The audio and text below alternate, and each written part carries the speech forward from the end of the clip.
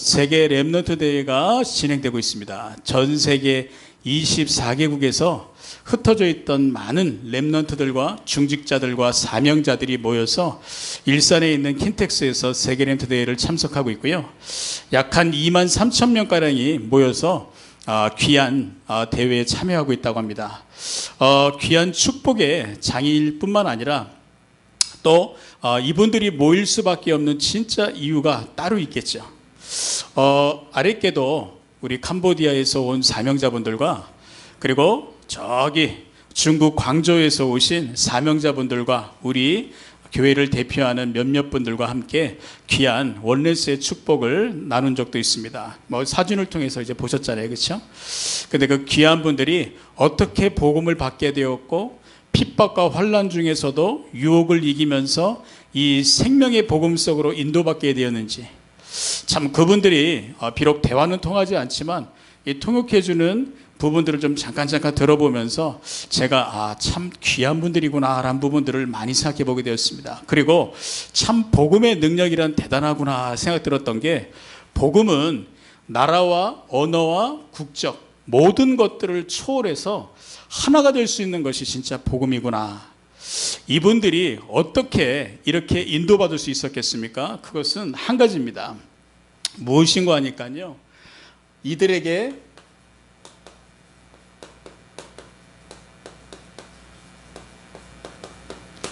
정확한 언약이 있기 때문에 그런 것이죠. 렘넌트라는 중요한 언약이 세계 렘넌트 대회에 참여하고 있는 이 귀한 분들 가슴 속에 들어가 버리게 되니까요, 이들이 나라를 비행기를 타고 막 한 12시간 이상 되는 그 정도의 거리에서도 오기도 하고 저 땅끝에서도 오기도 하고요. 그러면서 세계 렘넌트 대회에 참석할 수 있는 것이죠. 또한 캄보디아 사명자와 중국의 광저우 사명자와 또한 우리 교회에 함께한 사명자분들이 정확한 이 언약이 있기 때문에 우리가 하나 될 수 있었던 것이죠. 빌라델비아 교회도 마찬가지입니다. 여러분도 주석을 좀 읽어보시고 주일 강단 말씀을 들어보셔서 아시겠지만 빌라델비아 교회는요, 사대교회처럼 그렇게 넉넉한 상황이 아니었었습니다. 사대에서 남쪽으로 40km 떨어진 지역에 위치한 곳이 빌라델비아 지역인데, 그곳은 아주 교통의 요충지일 뿐만 아니라, 그리고 또 그것은 문화의 꽃이라 불리는 작은 아테네라고 불리는 지역이기도 합니다. 그런데 그곳에는요, 왜 예를 들면 장미에도 아름답지만 꽃이 있듯이 그 지역에도 너무 좋은 지역으로 보여지지만 실상은 지진이 언제 일어날지 모르고요, 또 활화산이 언제 일어날지 모르는, 그러다 보니까 주민들이요, 그 중심지에서 사는 게 아니라 근교에서 살 수밖에 없는, 근교에서 살 수밖에 없을 만큼. 근데 실제로 AD 17년에 대지진이 일어나가지고 그 지역이 완전히 뒤집어졌다고 하는 그 기록도 있거든요. 그뿐만 아니라 빌라델비아 지역은요, 포도가 아주 재배되는 유명한 지역인데 아주 풍족한 지역이었다고 합니다. 그런데 로마의 식민지가 펼쳐지면서 로마 식민지가 오랫동안 지속되다 보니까 로마에서 칙령을 내린 거예요. 밀이 부족하니까 그곳에 포도를 다 걷어버리고 밀을 심어버려라. 그러니까 밀을 심게 되면 뭐 돈 얼마 안 되거든요, 사실요. 그러다 보니까 그때부터 그 찬란한 도시가 가난한 도시로, 경제적으로 어려운 도시로 변질되어질 수밖에 없었던, 그 가운데 빌라델비아 교회는 어땠냐? 교회 연수도요, 짧습니다. 사대 교회는 교회 연수가 길잖아요. 교회 연수도 짧고, 우리가 성경 보면서 함께 보았듯이 사단의 회라고 하는 유대인의 엄청난 핍박도 있었어요. 황제를 숭배할 수밖에 없도록 또한 이런 강요가 있었고, 또 보이지 않게 내부적으로 외부적으로 많은 문제들이 많이 있었지만 그 가운데 빌라델비아 교회는 정확한 언약을 붙잡고 어떠한 상황 속에서도 흔들리지 않았다는 사실. 그래서 여러분들에게 많은 문제들이 있을 줄로 압니다. 또 위기도 있고, 또한 환경적으로나 또한 무응답으로 어려운 부분들이 많이 있지만 오늘 여러분들이 정확한 언약을 붙잡게 된다면 하나님이 행하시는 중요한 일들의 주인공이 될 줄로 믿습니다. 정확한 언약은 무엇이죠? 여러분도 잘 아시다시피 구약에 보게 되면 여호와께서 누구누구에게 말씀을 하셨다. 여호와의 말씀이 임하시니라. 신약에 보게 되면 예수께서 이르시되 라고 말씀을 주시는 걸 가지고 언약이라고 하거든요. 하나님이 주시는 걸 언약이라고 하는데 이 언약에는요 두 가지가 있습니다. 영원한 언약이 있죠. 여러분들이 잘 알고 계시는 그리스도의 언약입니다. 마태복음 16장 16절에 주는 그리스도시요 살아계신 하나님의 아들이십니다. 영원한 언약 무엇이죠? 성경에 보게 되면 하나님을 체험한 많은 사람들이 있어요. 그 가운데서 야곱은 베델에서 여호와의 영광을 바라보았고요. 또한 그리고 에스겔은 그발강가에서 여호와의 말씀을 직접 받게 되었는데 포로로 있었던 그곳에서 여호와를 체험했었던 그곳. 그러다 보니까요 지금 우리 한국교회에서도 무분별하게 버스에 부딪혀가지고 한 50m 날아갔다가 죽다 살아난 사람이 나는 하나님을 체험했다라고 하면서 간증하고 다니는 사람도 있고요. 또 10층에서 떨어져가지고 살아가지고 거의 반 렘수명 상태로 있다가 내가 그 식물인간 상태에 있었을 때 하나님을 체험했다라고 말하면서 간증하고 다니는 사람들도 있고요. 또한 사후세계를 나는 보았다고 말하면서 지옥의 그 현실을 바라보면서 나는 이 시대에 하나님의 메시지를 받았다고 말하고 하는 희한한 사람들이 많이 있거든요. 그런데 그분들이 하나 모르는 게 있어요. 그것은 무엇이냐? 영원한 언약 그리스도를 모르고 있다는 것이죠. 그래서 그런 신비한 체험에 속으면 안 돼요. 야곱은 뭘 알았냐? 창세기 3장 15절, 창세기 6장 14절, 창세기 12장 1절에서 3절에 그 언약 그리스도로 알고 있었거든요. 그러다 보니까 어느 날 하나님을 체험하는 그 응답을 보았던 것처럼 에스겔 같은 경우에는 이사야 7장 14절에 처녀가 잉태하여 아들을 낳을 것이니 임마누엘의 언약 그리스도의 언약을 알고 있었다니까요. 저도 예전에 교회를 어려서부터 약 한 10년 동안 열심히 다녔는데도 응답이 안 와요. 응답이. 또 신앙생활을 하면 할수록 제 문제와 또한 가정의 문제는 끊임없이 저를요 압박을 하고 저를 짓누르는 거 있죠. 그런데 참 하나님의 은혜입니다. 제가 하나님 앞에서 잘한 거 아무것도 없는데 하나님이 어느 날 영원한 언약이 되시는 그리스도를 깨닫게 된 그 이후부터 저에게 그리스도를 알게 하신 그 이후부터 저의 가정과 가문에 지옥, 사단, 재앙의 문제가 꺾이는 역사가 펼쳐지더라고요. 그때부터 성경을 보는데 성경이 보여지기 시작하고 이해되어지기 시작하고 성경 속에서 역사했던 하나님이요 저에게 찾아오셔서 만나주시는 것처럼 깨달아지는 거 있죠. 이 시간 이 자리에 계신 여러분들도 그리스도를 알게 되는 그 순간부터 하나님의 놀라운 응답과 축복을 체험했던 것처럼 언약은 무엇이냐? 첫 번째 영원한 언약 그리스도라는 것이죠. 두 번째는 무엇이죠? 이 속에서 나오는 시대의 언약이 있다는 것입니다. 그것은 무엇인가 하니까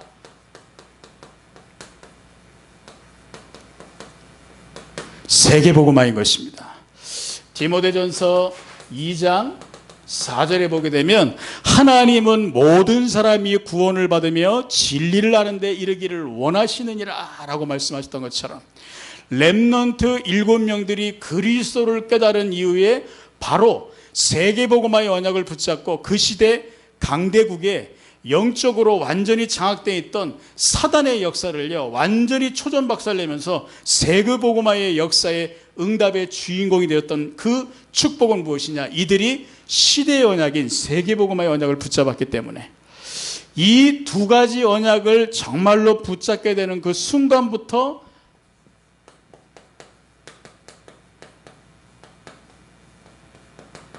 성취될 언약이 이젠 우리에게 주어지게 되어 있는 것입니다. 그것은 무엇인가 하니까 원단을 통해서 주신 언약.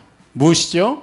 본부 메시지를 통해서 고린도후서 5장 17절에 말씀을 주셨죠. 누구든지 그리스도 안에 있으면 새로운 피조물이라. 옛 때를 깨고 새 때를 갖춰라. 그리고 우리 교회를 통해 주셨던 전도서 7장 13절에 하나님께서 행하시는 일을 보라 라고 말씀하신 이 원단의 말씀이 언제부터 성취되어지냐? 이 두 가지의 언약을 깨닫게 되는 순간부터 말씀이 성취되게 되는 것이죠. 그리고 강단의 언약이 이 원단의 언약 속에서 계속 이루어지게 되어 있는데, 이 축복의 언약을 반드시 성취될 수밖에 없는 응답으로 그 인생이 펼쳐지게 되어 있는 것입니다. 전에는 하나님의 말씀을 딱 들으면은요, 제가 옛날에 그랬다니까. 옛날에 교회 다니게 될 때 예배 딱 시작하게 되면은요, 눈 말똥말똥하게 뜨면서 오늘은 예배 성공해야지. 그러면서 찬송도 열심히 부르고, 기도도 딱 장로님들 기도하시게 될 때 마음속으로 아멘 아멘 하고. 근데 이상하게 목사님들 설교만 시작하게 되면 졸리는 거 있죠. 이렇게 졸려. 이렇게 졸려. 병든 병아리에 왜 죽기 바로 직전에 여기서도 졸고 저기서도 졸듯이, 고양이가 그 부뚜막에 올라가게 되면 따뜻하니까 자꾸 졸듯이 이상하게 말씀만 들으면 졸려요. 그리고 말씀을 들을 때도요, 어떤 부흥사 와가지고 막 재미지게 설명하게 되면, 이야, 저분은 설교 잘하시는구나. 그런데 우리 목사님은 왜 이렇게 졸리지? 그런데요, 제가 이 두 가지 언약을 깨달은 그 순간부터 성취될 언약, 강단을 통해서 주시는 언약의 말씀을 적고 나의 현장 속에서 어떻게 이 말씀이 성취된지 확인하는데요, 지금까지 제가 저 언약을 깨달은 이후부터 계속 성취되어지는 거 있죠. 이 언약이 바로 무엇이냐? 정확한 언약인 것입니다. 성취될 언약이 바로 정확한 언약이라고 하는 것이죠. 하나님이 우리에게 주시는 정확한 언약, 이 언약을 우리가요 실제로 딱 붙잡게 되면 무슨 일이 펼쳐지냐? 첫 번째로, 문제가 오게 될 때, 과거에는요 우리가 어땠죠? 답답하지 않습니까? 또 문제만 오게 되면 조급해져요. 아, 이 문제 좀 하나님이 빨리 해결해 주셔야 되는데 언제 해결해 주시지? 그런데요, 이 정확한 언약을 붙잡고 말씀을 따라가다 보면 어떤 일이 펼쳐지냐? 나도 모르게 기다려지게 됩니다. 왜죠? 언약은 반드시 하나님의 계획 속에서 성취되어지기 때문에. 예를 들어서 우리 집이 지금 화장실에 위에서 비가 오게 될 때 물이 뚝뚝 떨어진단 말이에요. 근데 한 달 뒤에 내가 새 집으로 이사 갈 것을 계약을 했어요. 그럼 뭐 문제될 거 없잖아요. 그렇죠? 이와 같이 하나님의 계획을 언약 속에서, 정확한 언약 속에서 깨닫게 되니까 문제 있어도 괜찮아요. 기다릴 수 있는 것입니다. 조급하지 않고 답답하지 않고. 그뿐만 아니라 또 어떻습니까? 우리에게 위기가 와도 상관없어요. 예전에는 위기가 오게 되면 낙심을 했다니까요. 예를 들면 성경에 보게 되면 이스라엘 백성이 출애굽의 역사를 체험하고 열심히 가나안 땅을 가는데 웬일입니까? 하나님이 저 홍해로 인도하시는 거예요. 아니, 그 축복의 길도 많은데, 응답의 길도 많은데 왜 하필이면 저 홍해로 인도하시냔 말이에요. 그런데 그때에 두 가지로 나눠집니다. 사람들이 두 가지로 나눠집니다. 첫 번째, 이스라엘 백성들은 낙심을 한다니까요. 왜 도대체 하나님이 우리를 이곳으로 인도하셨냐? 뒤에는 또 애국 군대가 오는데 우리를 어떡하냐? 낙심했어요. 그러나 모세는 정확한 언약을 알고 있었다는 거예요. 그러다 보니까 어떻죠? 이 위기가 오게 될 때 고백을 합니다. 너희는 가만히 있어 오는 날 여호와께서 행하시는 구원을 보라 라고 말하는 것이죠. 진짜 정확한 언약을 붙잡은 자들은 이때에 무엇을 체험하느냐?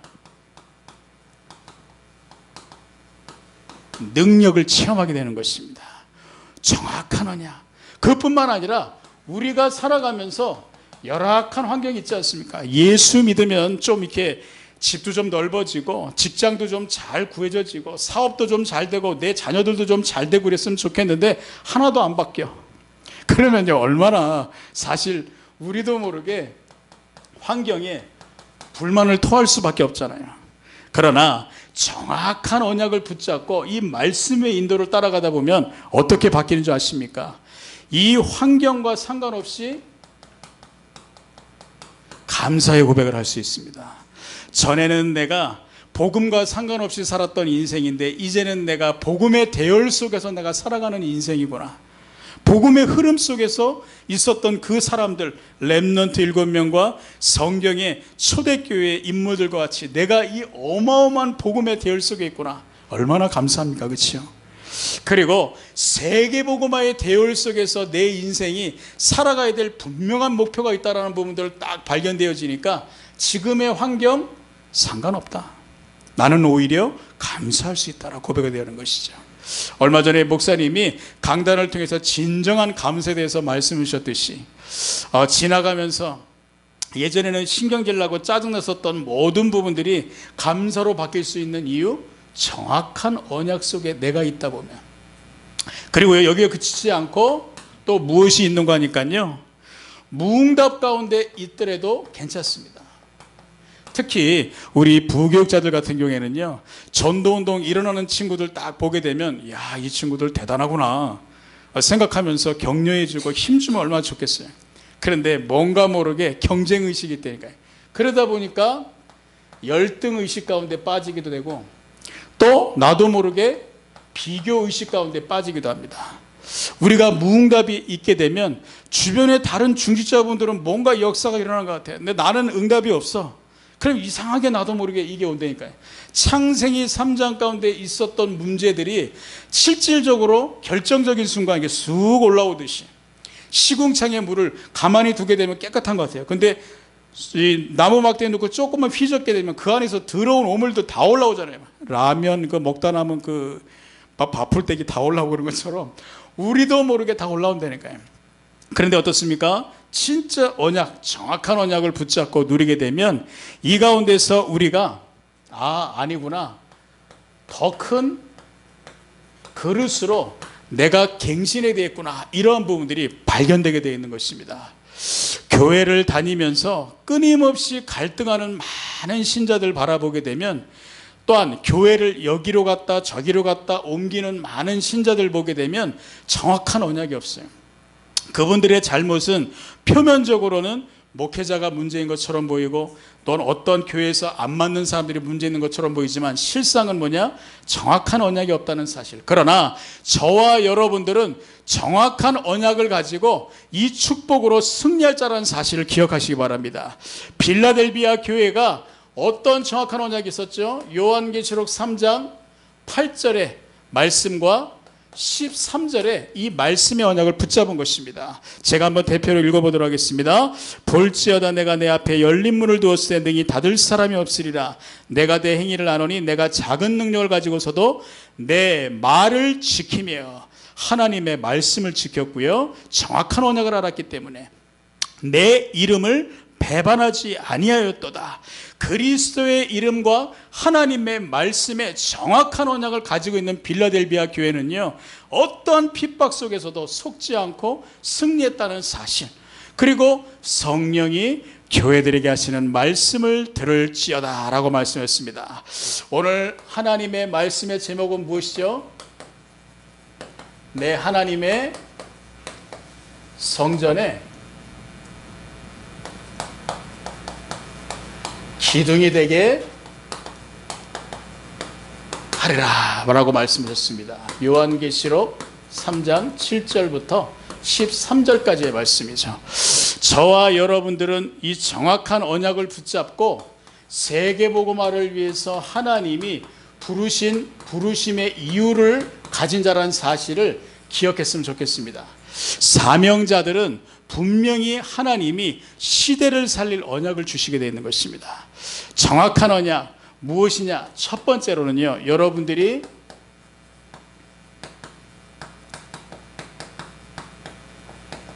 시대의 흐름 속에서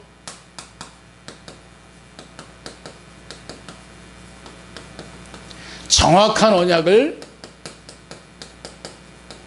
찾아야 되는 것입니다.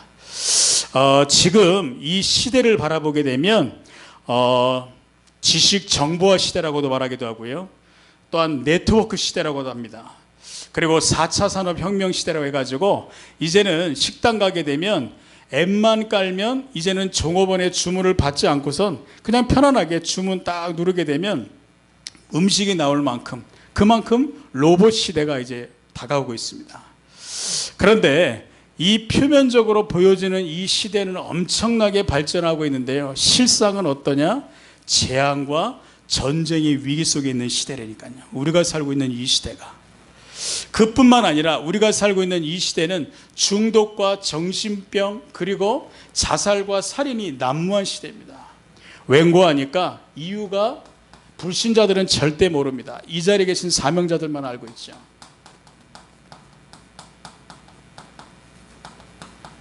교회가 무너지다 보니까 세계교회가 지금 부도가 나고 있고요. 또한 그러다 보니까 한국 교회에서도 한기총회 총회장이신 정광훈 목사님이 이 막말 논란으로 뭐 대통령 하야 얘기하고 있고요. 교회는 정치 집단이라고 말할 만큼 지금 세상에 걱정거리가 되는 것이 바로 교회들입니다. 한기총이 지금 무너지고 있다니까요. 그러다 보니까 한기총에서 총회장을 끌어내리려고 한기총 조사위에서 정광훈 목사 뭐 뇌물 수수혐의 뭐 이런 걸 얘기하면서 계속적으로 지금 막 물고 늘어지고 있습니다. 또 그런 가운데 그치지 않고 지금 한국교회도 눈에 보이지 않는 이 교회법을 어겨가지고 명성교회가 뭐 본인이 이제 은퇴한 다음에 한 3년 지나서 아들을 목회자로 세웠기 때문에 교회법에 문제될 거 없다라고 말하면서 교회가 지금 계속적으로 욕을 먹고 있는 이 시대거든요. 중요한 건 어떠냐? 세계교회와 한국교회가 무너지기 시작하게 되면 반드시 재앙과 전쟁이 올 수밖에 없는 것입니다. 이게 지금 문제라니까요. 그리고 우리가 살고 있는 이 시대의 문제는 무엇인가 하니까요, 다른 것이 문제가 아니라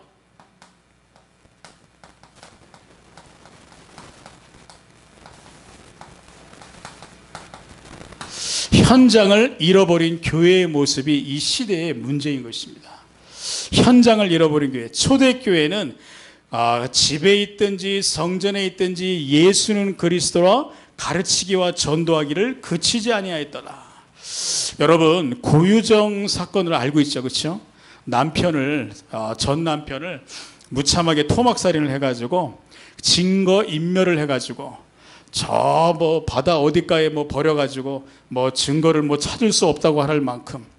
그런데 이 고유정 씨가 사실상 보여지는 것은 철두철미하게 이 살인을 계획하고 진행한 것처럼 보이고, 또한 자기의 현 남편의 아들을 뭐 이 살해인 것처럼 보이지만 이걸 가지고 세간에서는 뭐 저 사람이 세계의 악녀다 어쩌다 얘기하지만요, 실제로는 이 사람이 이럴 수밖에 없는 진짜 이유를 못 보고 있습니다.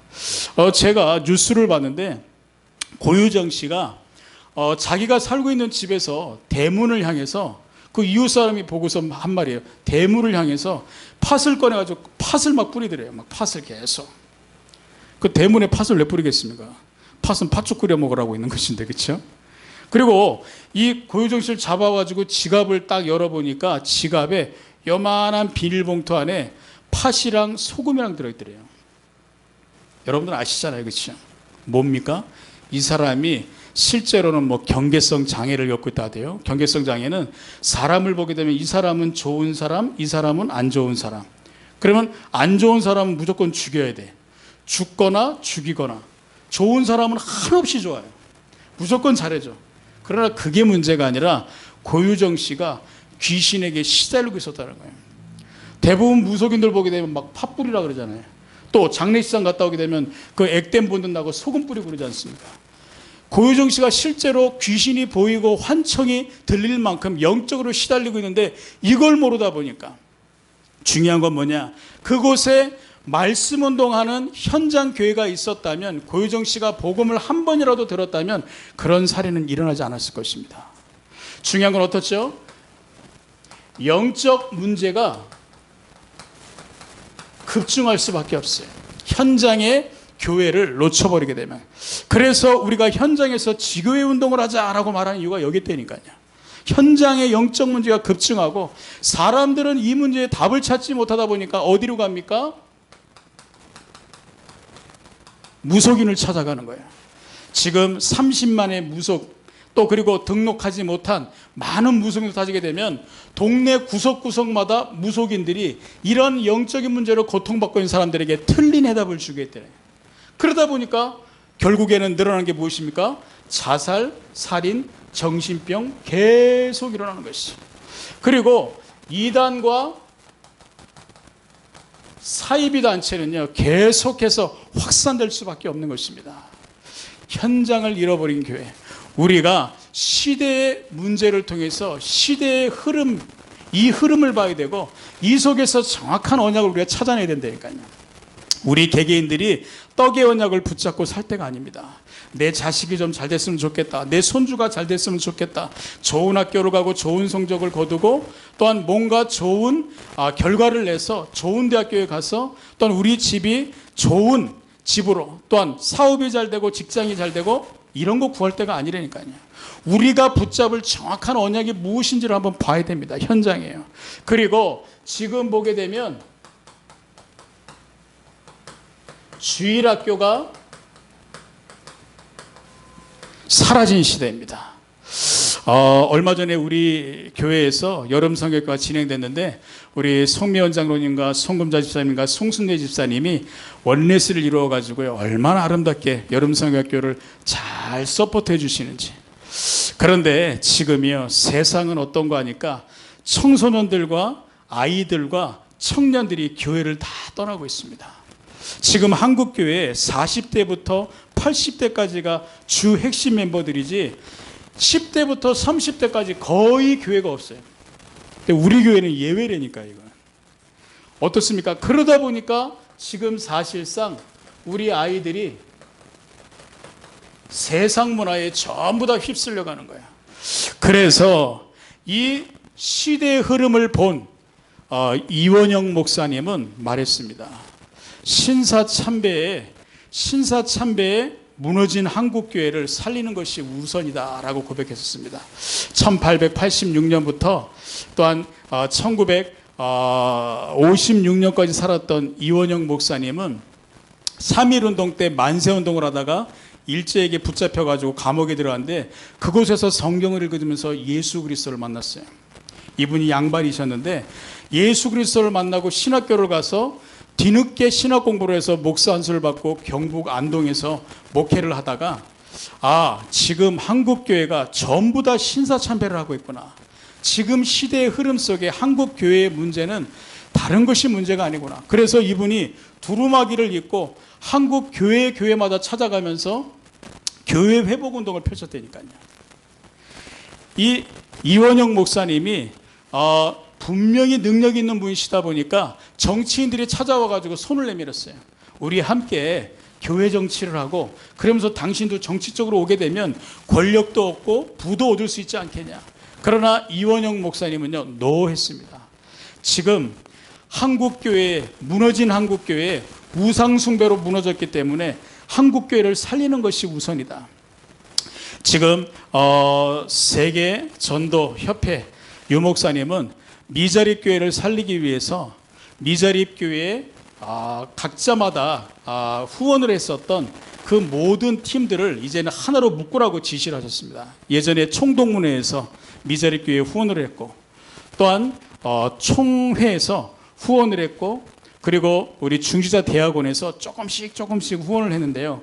이제는 진짜 교회들이 미자립교회들이 전도운동할 수 있도록 힘을 합쳐서 무조건 중직자 대학원에서도 중직자들 싹 다 가입해라. 그렇게 되면 그 돈 전부 다 미자립교회 이 목회자들 돕는 데 쓰겠다. 왜입니까? 지금 한국교회의 문제가 무엇인지를 보았기 때문에.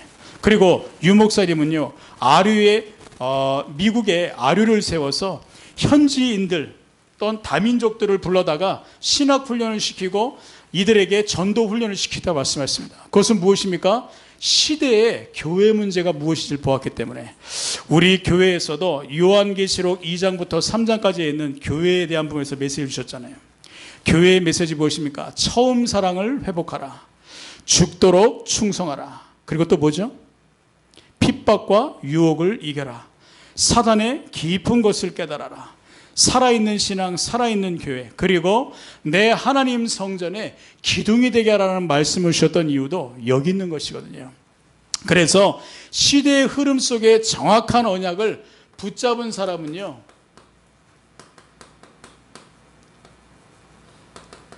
시대 살릴 언약을 붙잡게 되어 있는 것입니다. 많은 사람들이 교회를 잘 모르다 보니까 교회를 바라보면서 교회는 쓸데없는 말을 많이 하는 곳이야. 뭔 말을 하게 되면 말 한마디가 천냥빚을 받는다 했지만 교회에는 너무 말이 많아. 너무 틀린 말들, 남을 흉보는 말들 너무 많이 해. 세상에서 교회를 이렇게 보고 있다니까요. 또 교회는 많은 사람들이 오다 보니까 너무 시끄러운 것이야. 문제가 많은 것이야. 한국 교회를 봐. 얼마나 무너져 있어. 이런 식으로 지금 교회를 보고 있다는 거예요. 근데 중요한 건 어떻습니까? 이분들이 교회의 단면만을 본 것입니다. 한국 교회의 단면만을 보고 세계 교회의 단면만 보고 있다는 거예요. 교회는 어떤 것인가 하니까 하나님이 세우신 것이 바로 교회인 것입니다. 할렐루야. 하나님이 세우신 교회가 바로 교회고요. 그리스도께서 주인 되시는 것이 바로 교회인 것입니다. 그래서 교회에는 하나님이 성취될 수밖에 없는 언약의 말씀을 당연히 주시게 되어 있는 거예요.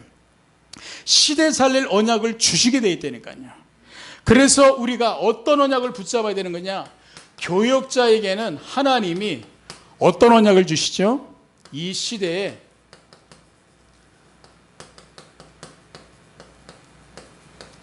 한 나라를 살릴 영적 리더로서 이 언약을 붙잡기 원하시는 것입니다. 성경에 보게 되면 사도행전 1장 8절에 나와 있죠. 성령의 권능을 힘입어서 땅끝까지 복음을 증거하는 이 언약. 제가 신학교에 있었을 때 케냐에 선교하시는 김동길 선교사님이 오셔가지고 특강을 하시더라고요. 그러면서 한 나라를 크게 쓰시더라고요. 그러면서 메시지를 주시는데 신학생 여러분들이 바로 한 나라를 살릴 선교사들이다라는 비전을 주셨습니다. 여러분들이 신학을 하고 있는 이 신학이 바로 전 세계 그리고 각각의 그 나라들에게 실제로 복음을 전할 수 있는 밑바탕이 되는데 여러분들이 바로 한 나라 살릴 선교사다라고 메시지를 주시더라고요. 저는 그걸 보면서 아하 그렇구나. 나 한 사람이 한 나라 살릴 영적 리더구나 라는 부분들을 보게 되었습니다. 여러분들 우리 교회가 앞으로 응답받을 부분들이 무엇인가 하니까요. 목사님도 언약을 붙잡고 계시는데 많은 부교육자들이 우리 교회에 계속 와야 됩니다. 그러면 교육자들을 후원할 그 사례비는 어떻게 하죠? 하나님이 그 사례비를 다 책임지시게 되어 있습니다. 교회를 통하여서 하나님이 교육자들을 많이 세우게 되면 그들을 통하여 지역을 장악할 수 있고 결국에는 중직자들과 함께 영적 시스템을 지역 곳곳에 세울 수 있거든요. 그래야지만이 실질적으로 현장에 있는 영적인 문제를 막을 수 있는 것이고 현장의 재앙을 막을 수 있는 것이거든요. 이들을 후원할 수 있는 또 다른 산업의 문과 직장의 문과 또 다른 축복의 문들을 열시게 되어 있는 거예요. 그래서 교육자들은 진짜 시대 살릴 언약, 한 나라 살릴 영적 리더라는 언약을 붙잡아야 되고요. 우리 교회의 중직자분들은 얼마나 중요한 분들이십니까? 우리 중직자분들은 지역의 우상과 종교의 영적 흐름을 막을 누구냐? 한 지역을 살릴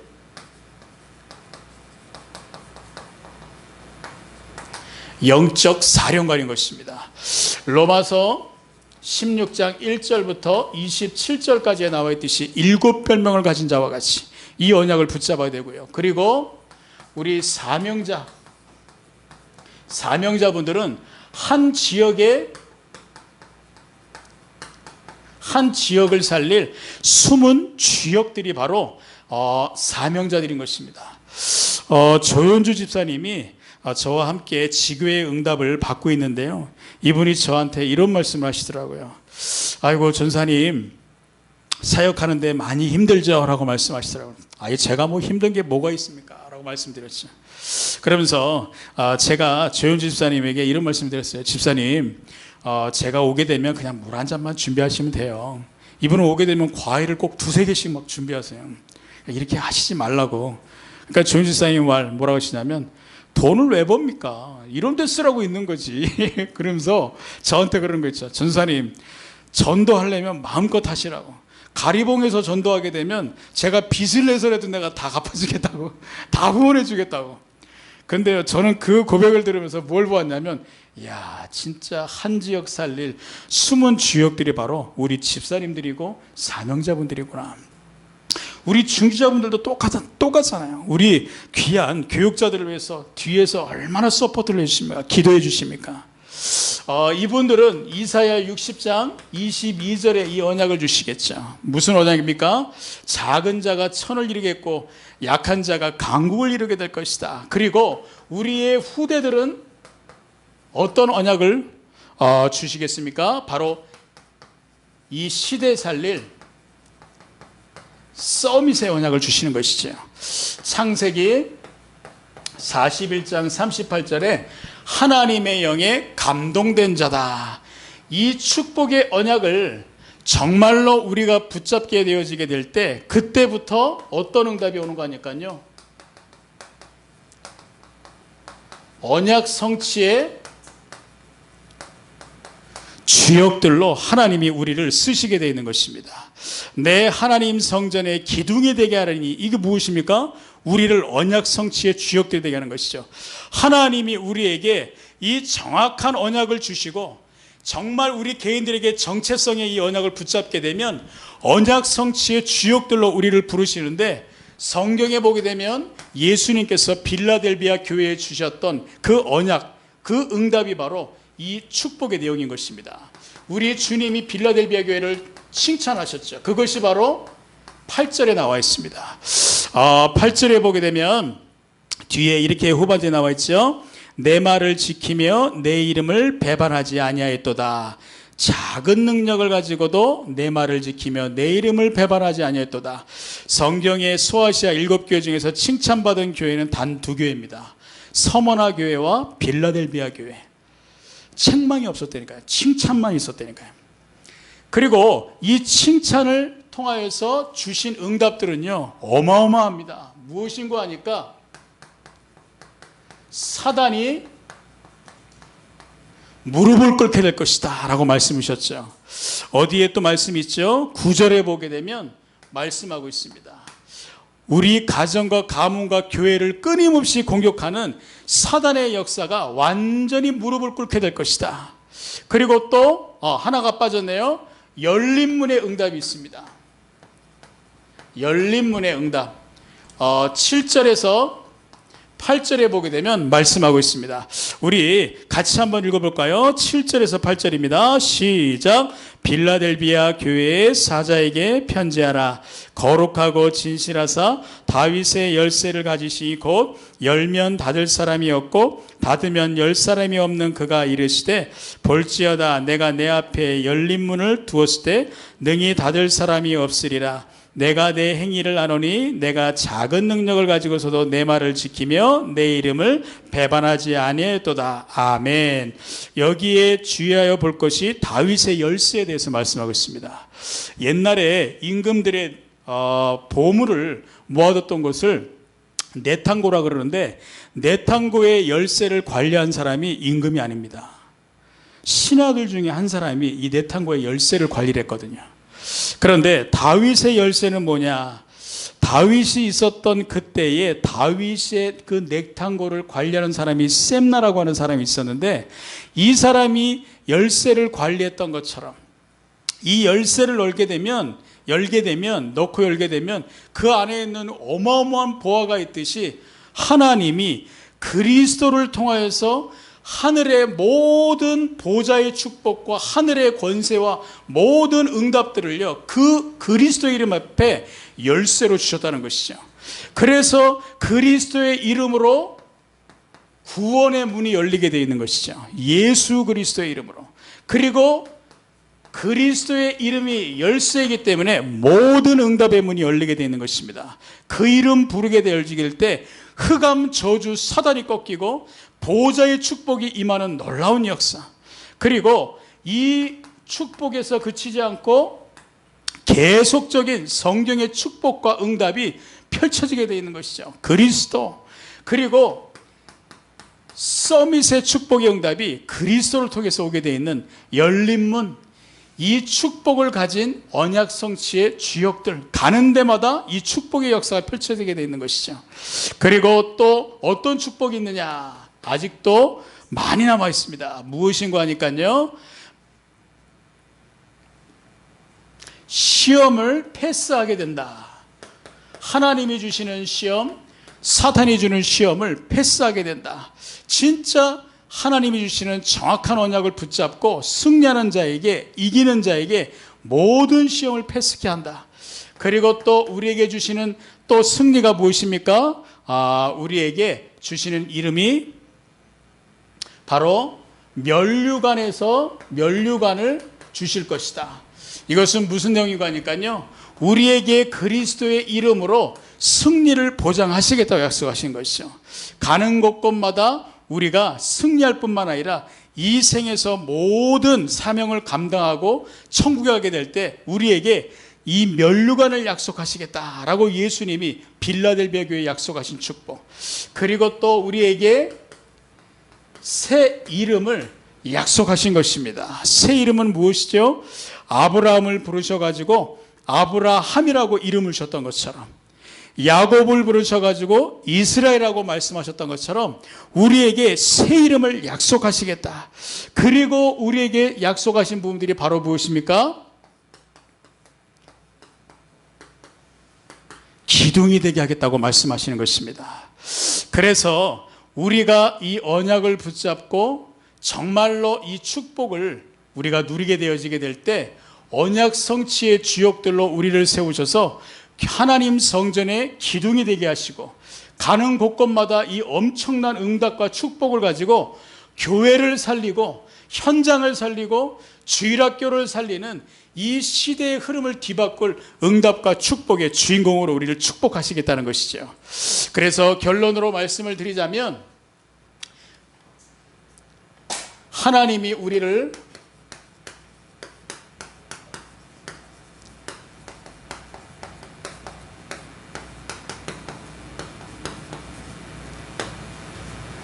절대로 무너지지 않을 영적 기둥으로 세우시겠다는 것입니다. 첫 번째로 가정과 가문의 영적인 기둥으로. 송금자 집사님이 월요일날 지교회 가는데 이런 말씀하시더라고요. 뭐라고 말씀하신 거 하니까, 손주가 나인이라고 하잖아요, 그렇죠? 나인이가 아빠 앞에서 엄청난 핍박을 받았지만 신앙 고백을 하면서 우리 나인이가 승리하는 걸 보게 되었다라고 말씀하시죠. 좀 구체적인 내용은 뭐냐면, 우리 나인이가 부모님과 함께 여름 휴가를 가게 됐는데, 여름 휴가를 갈 때 이게 뭐 이렇게 이거저거 챙길 게 많잖아요. 그런데 이게 다 짐을 싸고 빨리 가야 되는데 나인이가 막 뭘 막 찾더래요. 그래가지고 아빠 엄마가 뭘 그렇게 찾냐 얘기하니까 나인이가 하는 말, 엄마 아빠 나 저 구원의 길 그리는 구원의 길 핸드북 가지고 가야 돼. 그러면 이제 엄마는 신자잖아요, 그렇죠? 근데 아버지 같은 경우는 불신자다 보니까 꿀밥을 때리더래요. 뭘 이런 걸 챙겨가냐고, 여행 가는데 이런 거 못하러 챙겨가냐고. 그런데 그걸 보면서 그 나인이 엄마가 너무 감동을 먹었나 봐요. 야, 진짜 내가 이러한 핍박과 어려운 가운데서 예수를 믿는 게 우리 후대에게 이렇게 전달이 되는구나. 그런데요, 저는 송금자 집사님의 그 간증을 듣게 될 때 무엇을 느꼈냐? 아하, 송금자 집사님이 가정과 가문의 영적인 기둥으로 계시다 보니까, 무너지지 않는 영적 기둥으로 계시다 보니까 그 첫째 따님에게도 그 손주에게도 이 언약이 전달되어지고 승리하게 되는 것이구나. 여러분들이 붙잡고 있는 이 언약이요, 반드시 여러분들을 통하여서 가정과 가문의 영적 기둥으로 하나님이 반드시 무너지지 않도록 축복하시게 되어 있다니까요. 할렐루야. 여기서 그치지 않고 우리 교회에 앞으로 많은 영적 문제인 사람들이 찾아올 겁니다. 그러나 영적 문제인 사람들이 찾아와도 상관없어요. 왜냐? 여러분들이 바로 영적 기둥이시기 때문에. 우리 정학림 권사님이 또 큰 기둥으로 계시고, 우리 송미원 장로님이 또 큰 기둥으로 계시고, 저 뒤에 계시는 우리 또 문미애 집사님도 큰 기둥으로 계시고, 앞에 계신 우리 집사님들과 우리 귀한 청년들이 기둥으로 있기 때문에 교회의 든든한 영적 기둥으로 하나님 축복하실 것이다.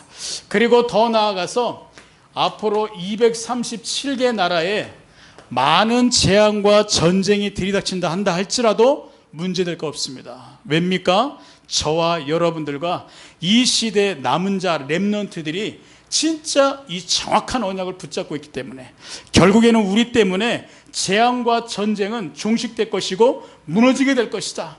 그래서 여러분들을 하나님이 내 하나님 성전의 기둥이 되게 하리라 라는 언약을 통하여서 주신 언약의 말씀을 붙잡고 우리가 한 주간도 승리했으면 좋겠습니다.